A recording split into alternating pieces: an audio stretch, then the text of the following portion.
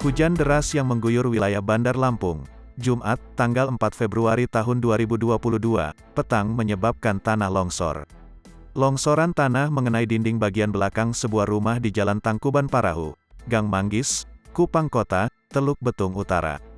Pemilik rumah yang terdampak longsoran, Ida, 40, mengungkapkan peristiwa terjadi sekitar pukul 16 waktu Indonesia Barat. Saat itu curah hujan turun dengan intensitas cukup deras. Ida mencurigai munculnya suara dari arah belakang rumah. Menurutnya, tiba-tiba terdengar suara retakan berubah menjadi gemuruh dan tanah akhirnya menimpa bagian belakang rumah.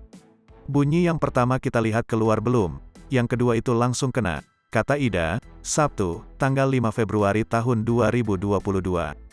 Longsoran tanah menyebabkan dinding dan perabotan di bagian belakang rumah tertimbun longsor. Namun dirinya memastikan tak ada korban jiwa dalam kejadian tersebut.